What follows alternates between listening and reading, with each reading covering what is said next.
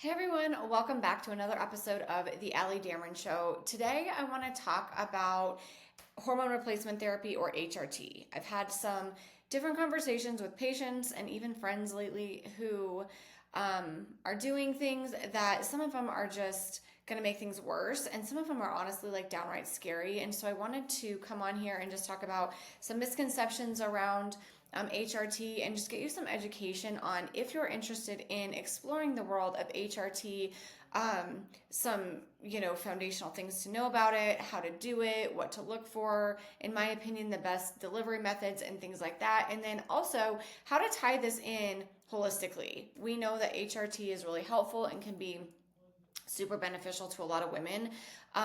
But it's not without doing all the other kind of holistic things to keep a healthy body as well. And so I wanted to just kind of chat all things HRT today. I also have to say, I'm a big fan of Kelly Casperson, Mary Claire Haver, some of these other big doctors and influencers who are talking about HRT in a really evidence-based way. I think it's amazing for women and super helpful. But I have to say, a year ago I read the book The New Menopause by Mary Claire Haver, and I thought it was a great book. No shade there at all.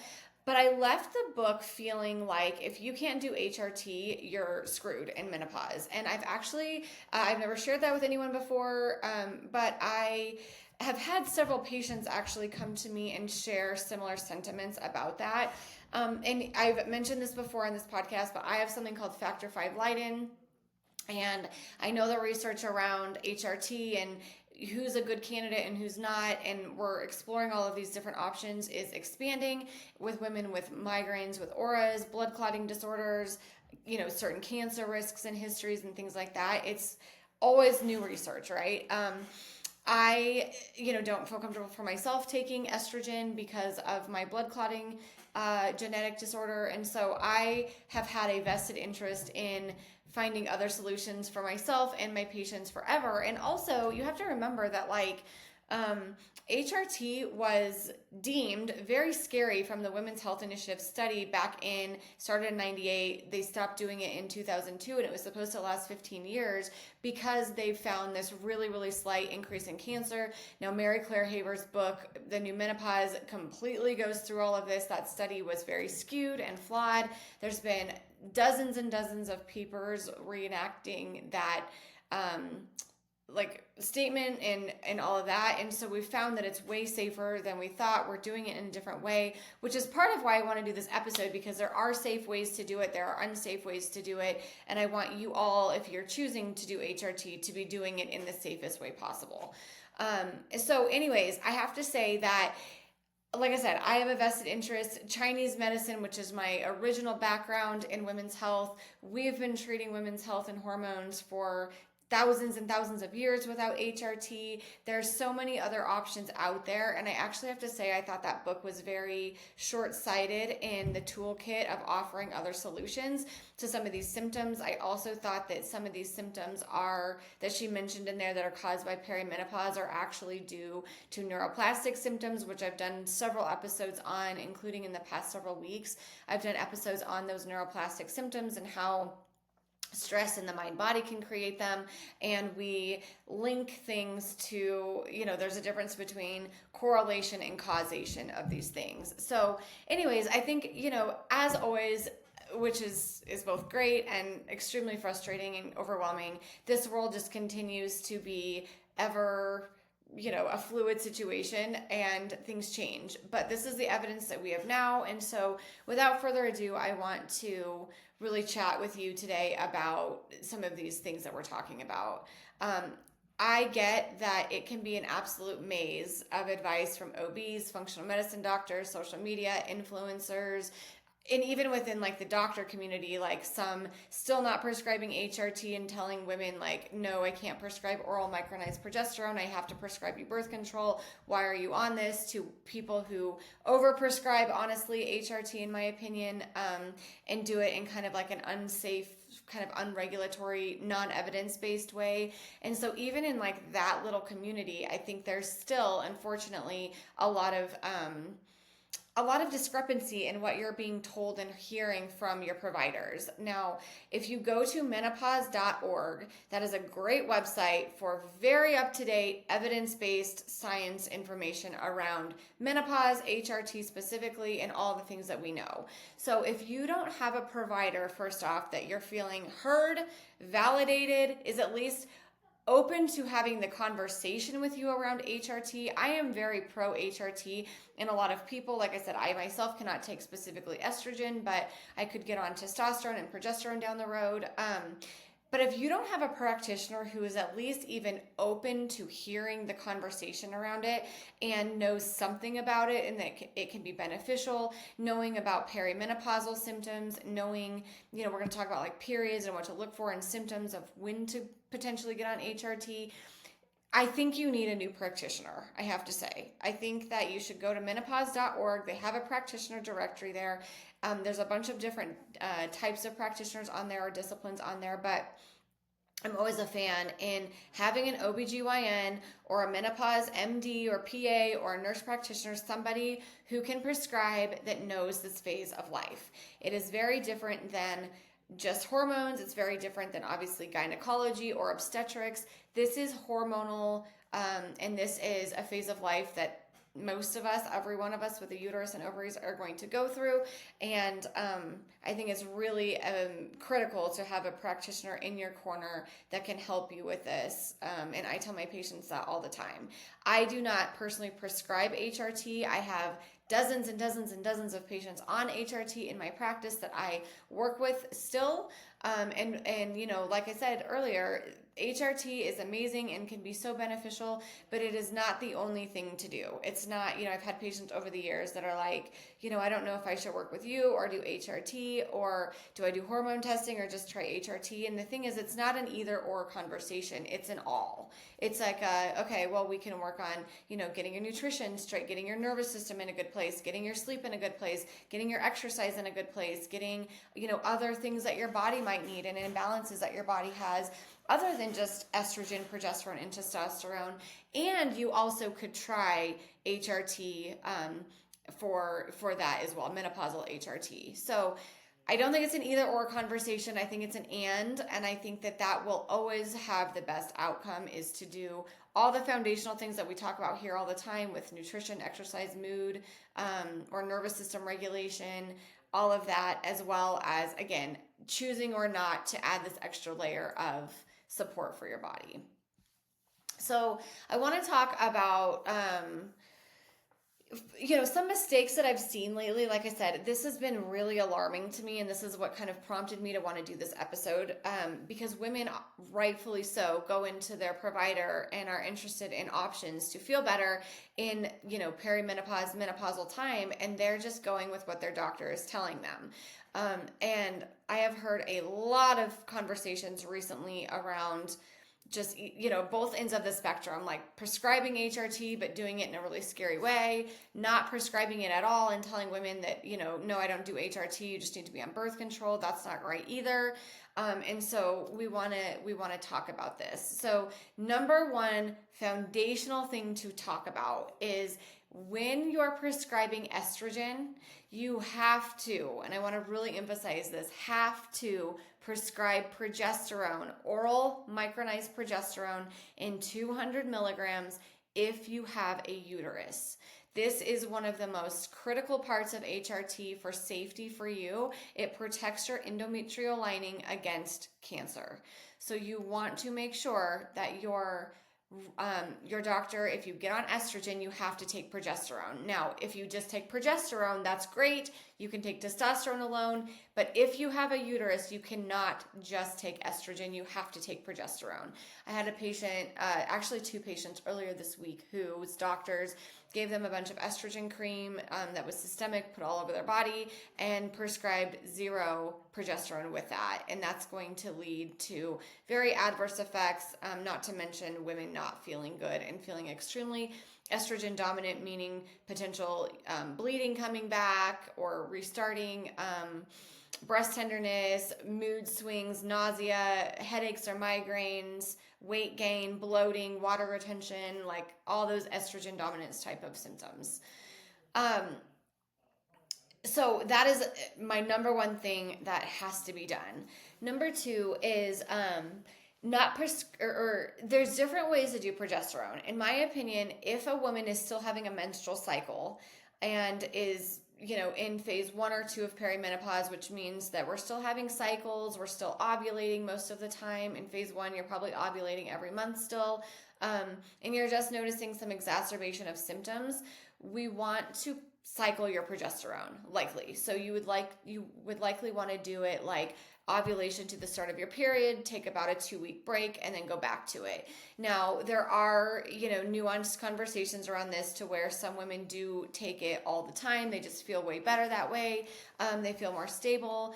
Obviously, if your cycles are really irregular, you're skipping months between, you're really close to menopause, even if it hasn't been a full year without a period, you certainly could cycle or take continuous progesterone if you wanted to.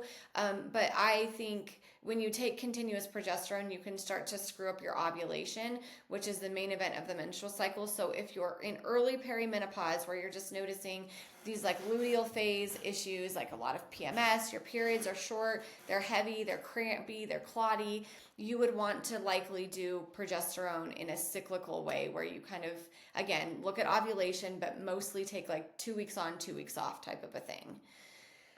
I also think, and this is again a nuanced conversation, but in my opinion, dosing based on symptoms alone without any sort of testing or follow-up testing is not the best thing to do.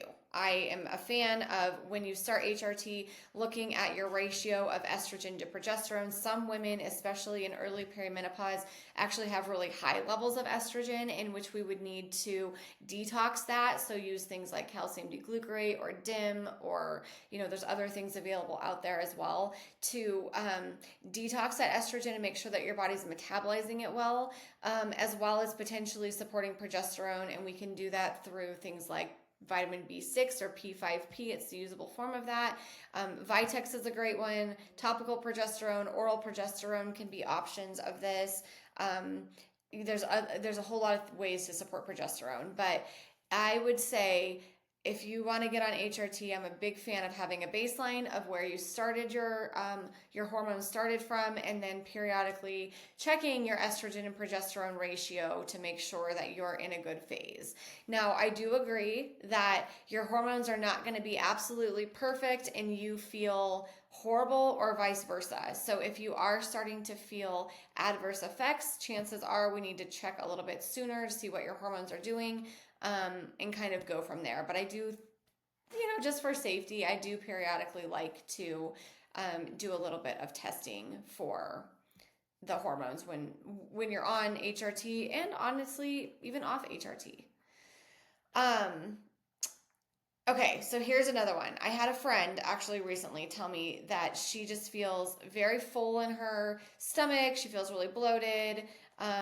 Digestion's not great. She has really heavy, short cycles, a lot of breast tenderness, dense breast tissue, some premenstrual headaches associated with this, and just moody and having just like the whole gamut of PMS. And her doctor was like, oh yeah, well, let's just give you some estrogen. And this is not just this woman, this is time and time again, I hear this.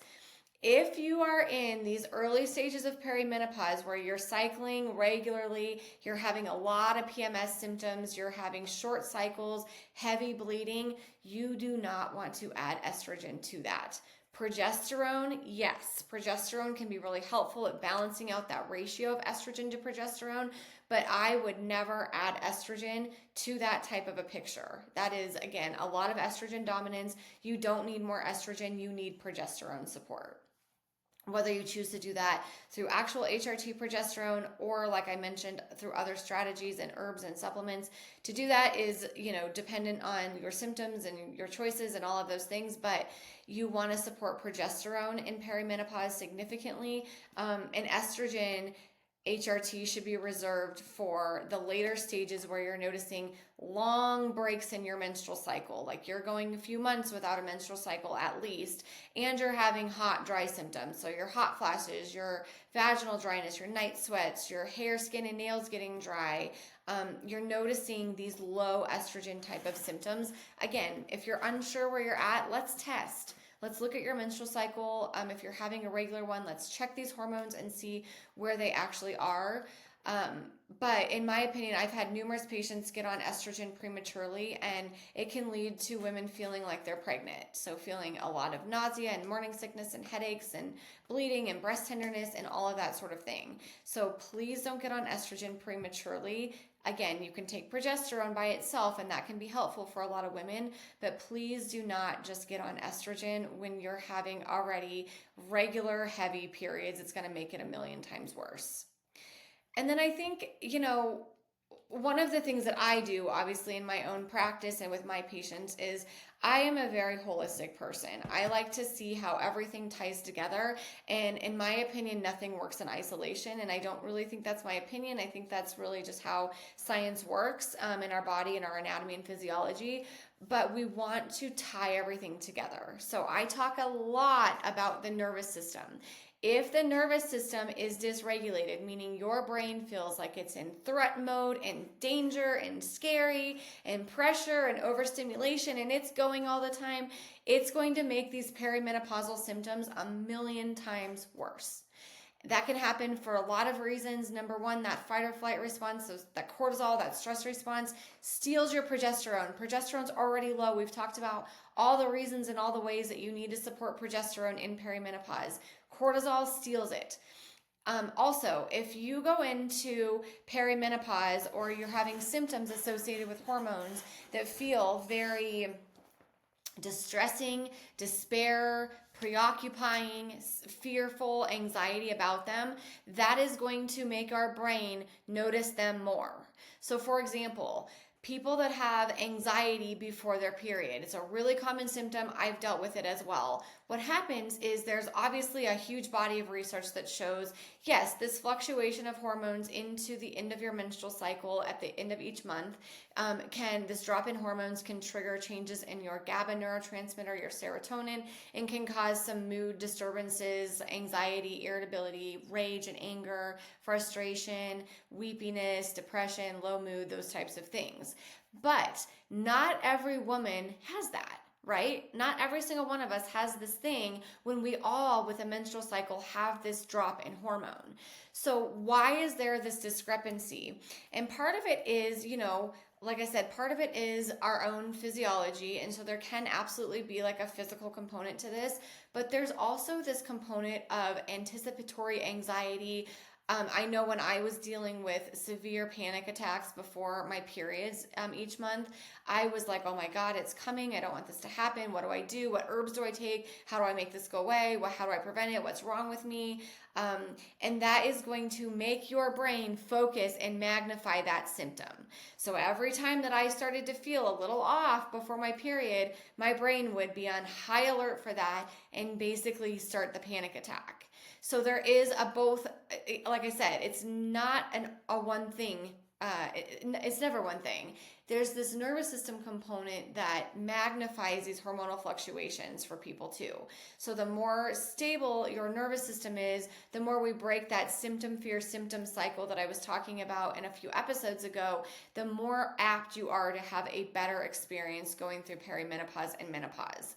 If you listen to all the podcasts and all the things about perimenopause and menopause all the time and you feel scared of it, right? You're like, oh my God, this is going to be horrible. Look at all this doom and gloom. Look at all these symptoms I can have. This is going to be terrible. I hate aging. Again, you're just magnifying all of that in your brain because your brain is saying, oh my gosh, this is terrifying. Let's look for all of these things. And are we changing? Is it coming? Are we okay? Do we feel okay? What symptom is this? You're going to be magnifying it. So fear in itself of symptoms, like I said, that symptom fear symptom cycle really can be such a catalyst for women having such severe perimenopausal or menopausal symptoms. And like I said at the beginning of this episode, I think that a lot of the laundry list that I see of perimenopause and menopausal symptoms, a lot of them very much mimic the same list as neuroplastic symptoms, or like we talk about tension myositis syndrome or mind-body syndrome, whatever you want to say.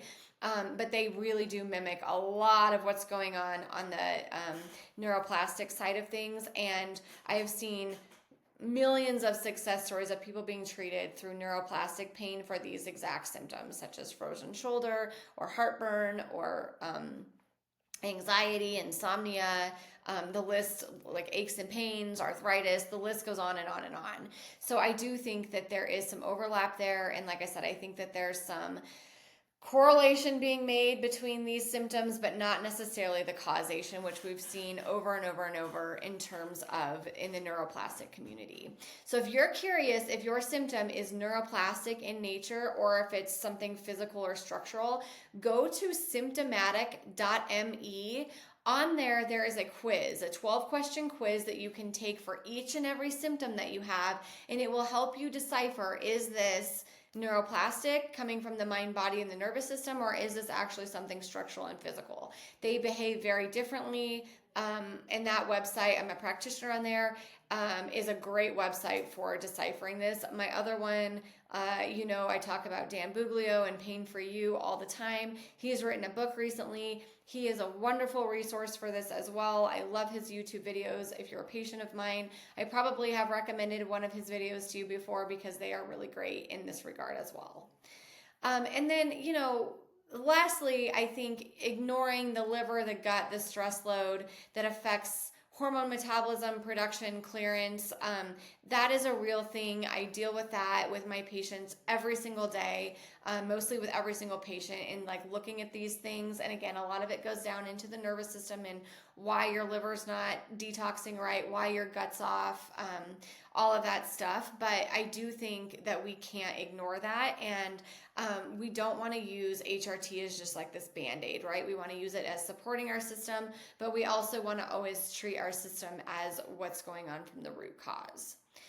So I think with all of that being said, I think HRT can be an absolute game changer for a lot of women who are great candidates for it. If you're unsure if you're a great candidate for it, people with migraines with auras, an increased risk of breast cancer or breast health issue concerns, other types of gynecological cancers or a family history of that. Some of those are ruled out, or like blood clotting disorders. Like I have factor V Leiden. That is a exclusionary for estrogen specifically. Work with someone who knows risk factors, knows your medical history, knows the most up-to-date evidence-based information on these things because it's important. But I do think in the right candidates, I've seen so many of my patients feel so much more supported and better once they started HRT. But I do think that it's a game changer when it's done correctly, it's done in the right timing, it's done in the right delivery method. So I'm a big fan of oral micronized progesterone, just like a little pill at night before bed. It helps you sleep better. And I'm a fan of cream for both estrogen and testosterone. With estrogen, a patch, like a subcutaneous delivery method, it bypasses that liver metabolism, which puts you at a decreased risk of blood clots. So I'm a big fan of that. I think it works wonderfully for so many women, and can be really, really helpful in these phases. But like I said, it's important to know when you should go on it, delivery method, timing, dosing, all of that makes or breaks, just like any other medication out there, makes or breaks how you feel on it and the functioning of it. So like I said, that is kind of what I wanted to chat about today with HRT. I think it's wonderful, but I do really want you to make sure that if you're doing this, that you're not thinking about it as an either or. It's not just like, it's kind of like the GLP-1 conversation. It's not just like you're doing a GLP-1 and eating whatever you want, abandoning all your exercise, abandoning all your minerals and nutrition and nutrient-dense foods and things like that. It works better. It's better for your body. It's better for your health if you combine the two. Same thing with HRT. It's always in your best interest with when you're adding medications or pharmaceuticals or whatever to also eat nutrient dense foods, move your body, get your protein and fiber in, strength train, work on your nervous system, break that symptom fear symptom cycle, work on, breaking through the rumination and catastrophic thoughts and perfectionism and people pleasing and over responsibility. Like those things also contribute to a system that doesn't function optimally. So I think that it is not an either or, it's an and thing. And like I said, that's what I do with all my patients is work on what would give you the best quality of life? How can we support your health? A lot of my patients have a goal of healthy aging and longevity in mind when they are making decisions, especially now in our 40s and 50s. That starts to be a more of a goal for a lot of women. And I think that, that's a wonderful goal. And like I said, I think it's really multifaceted in what we can do to support that. So I hope this was a helpful episode for you guys. If you have friends and family that are interested in HRT, are getting advice on it, want the nitty-gritty around it, hopefully you found this helpful. If you have specific questions, I'm always open to answer those. I have free discovery calls at alliedamron.com/consults, or you can always hit me up on Instagram in the DMs. My Instagram is just my name, Allie Damron. I'm happy to get you to where you need to be, try to, give evidence-based advice as much as I can. I can't really offer medical advice on Instagram, but I can try to clear up some confusion for you. So I hope this was helpful. I'll be back next week with a brand new guest interview, I believe. And in the meantime, I hope you guys are having a great summer, staying safe, staying sane. I said this on my Instagram stories the other day, but I always feel, I always get really sad this time of year because my kids grow up and start new grades, and that is just so sad. I feel like you blink and things just every year goes faster and faster and faster. And I know if you're listening to this when you're a young mom, sometimes it feels like an eternity. I felt the same way, but my gosh, it goes so fast. So this month, July is our month as a family to, it's kind of our break month. Baseball has ended.